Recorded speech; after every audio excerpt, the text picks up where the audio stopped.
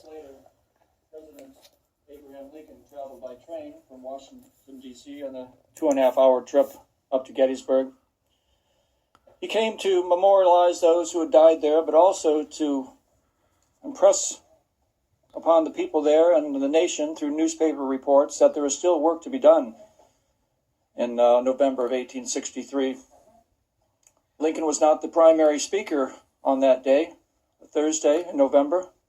It was Edward Everett, a well-known orator, who spoke for 2.5 hours, and rightfully giving those who had suffered and died there a great description of what transpired. People in those days, in that era, liked listening to long things. They didn't have television around and so forth.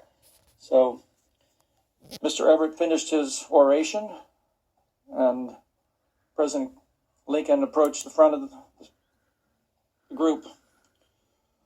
I think I speak for everyone here, Mr. Everett, in thanking you for your eloquent oration today, eloquently describing what transpired here 4 months ago.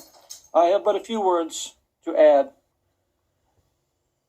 77 years ago, our fathers brought forth on this continent a new nation, conceived in liberty and dedicated to the proposition that all men are created equal.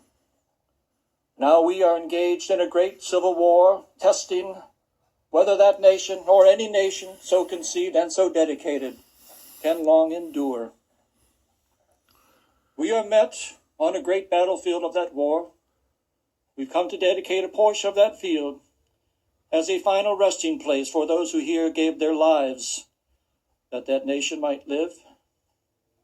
It is altogether fitting and proper that we should do this, but in a larger sense, we cannot dedicate, we cannot consecrate, we cannot hallow this ground. The brave men, living and dead, who struggled here have consecrated it, far above our poor power to add or detract. The world will little note nor long remember what we say here, but it can never forget what they did here. It is for us, the living rather, to be dedicated here to the unfinished work which they who fought here have thus far so nobly advanced. It is rather for us to be here dedicated to the great task remaining before us, that from these honored dead we take increased devotion to that cause for which they gave the last full measure of devotion, that we here highly resolve that these dead shall not have died in vain, that this nation under God shall have a new birth of freedom, and that government of the people, by the people, for the people, shall not perish from the earth.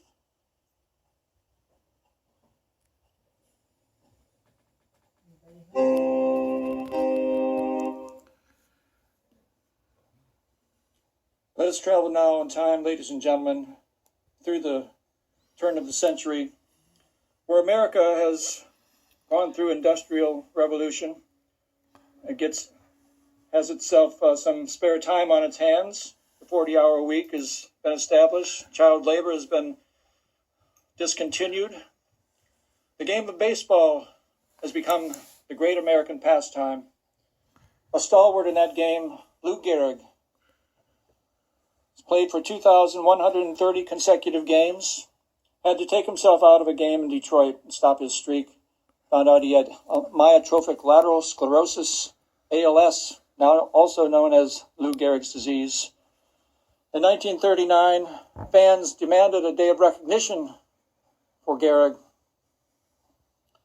On July 4th, he went to the home plate between two games of the Washington Senators and began. For the past 2 weeks, you've been reading about a bad break I got.